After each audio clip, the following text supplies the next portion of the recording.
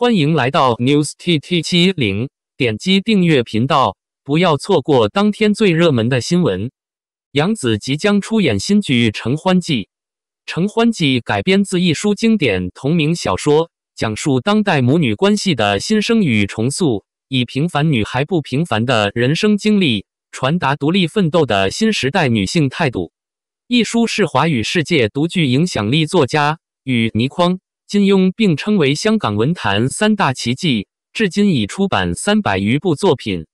他擅长以简练文笔书写动人故事，开启了现代女性独立爱情观与价值观，影响了半个世纪以来的城市女性。他倡导人生是一场体面，要以自爱自立为本。读一书，活得通透，想得明白。麦承欢，一个居住在政府廉租房的平凡女子，自幼品学兼优，大学毕业后平稳进入政府机关做事，有一个家世尚算殷实的男友，感情稳定，一切在平凡又稳定的轨道上进行，直至即将结婚。平日里劳碌慈祥的母亲突然变脸，要求女儿风光大嫁，更大的钻戒，更隆重的婚宴，更多的尊敬。麦承欢这位孝顺的女儿就在母亲与婆家的拉锯中夹缝求生存，经历了挣扎与难堪，正当以为一切终于可以尘埃落定时，男方家里又起变故，婚期不得不顺延。从前出身欠佳，又嫁得不好，简直死路一条，要给亲友看扁。现在不同，现在还有自己一双脚。而一书告诉我们，在当下社会的地位和归属，总要自己争取才能得来。杨紫新代言因颜值上热搜，肢体动作不自然，服装造型也一言难尽。娱乐圈更新换代之快，新人犹如韭菜，一茬又一茬。杨紫作为90后能成为红小花杀出重围，她不缺演技和口碑，资源也是接连不断。然而她代言的广告却一次次登上热搜，每次都让她陷入尴尬的位置。2月16日，杨紫在社交平台上发布了最新代言的防晒霜广告片，而广告方为了增加热度，还买了某博的开屏，没想到这一买就激起了众怒，从而又一次因颜值而翻车上热搜。视频中，杨紫披着一头乌黑亮丽的秀发，搭配一件老气十足的蓝色长款连衣裙，一下都长辈了，像极了40多岁的阿姨级别，一点都没有她原来的青春可爱的特色。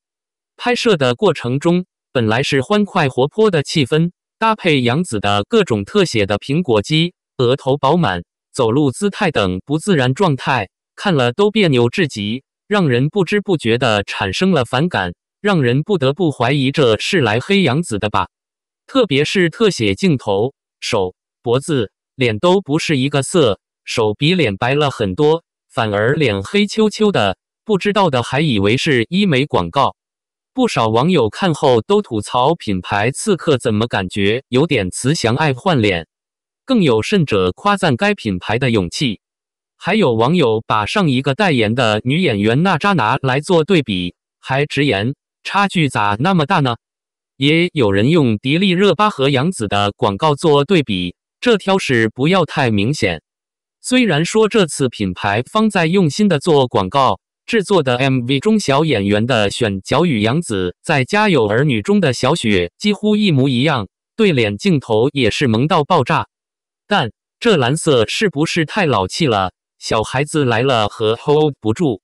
当杨紫和小女孩同框时，杨紫直接升级辈分，当妈妈了，而不是不同年龄的自我碰撞。然而当杨紫扎起头发，整个人洋气了很多，又是20多岁的小姑娘。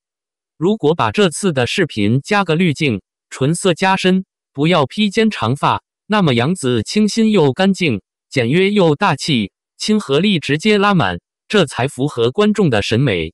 所以这一次的失败不只是杨紫的单方面原因，服装和造型的选择也非常重要，只能说后期的不努力，不要光指责代言人，万一是审美和大众不一呢？不过杨紫这次摊上这个代言也是遭罪，让她的粉丝心疼不已。不光是她，还有品牌方和网友，没有哪一方获利，所以审美的提示是必要的。因此，从杨紫这几次代言的翻车事件可以说明，杨紫应该专注于演技。已经30岁的杨紫事业将迎来关键期，持续走偶像派不实际，而突破与调整是必然的。期待杨紫的更多作品。杨紫新代言开屏给大家带来震撼，被嘲之后，粉丝拉迪丽热巴下水。杨紫官宣安热莎，原本是件开心的事，没想到乐极生悲。不知道是工作室审美出现偏差，还是品牌方把关不严格。杨紫为安热莎拍摄的开屏视频看了，真让人眼前一黑。内娱每次评选4大普女，杨紫必占一席之地。但杨紫的颜值其实比其他普女如虞书欣、赵露思还是高的，况且杨紫的资历和演技摆在那里，因此杨紫尽管颜值不突出，但在剧中她的表现总令人刮目相看。但这一次品牌物料拍的确实在及格线之下。首先，这件蓝色的裙装就不适合身形微胖的杨紫，而且把她的肤色也衬得晦暗了，让人直接怀疑这款化妆品到底有没有美白嫩肤的作用。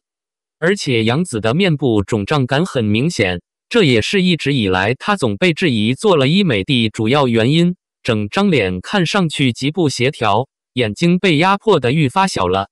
就连一些紫米都忍不住兑现工作室自己没有审美，花钱呀，找专门的去搞造型，那个广告都不涂口红的了吗？白花花的滤镜一来都看不清人，那裙子涂的，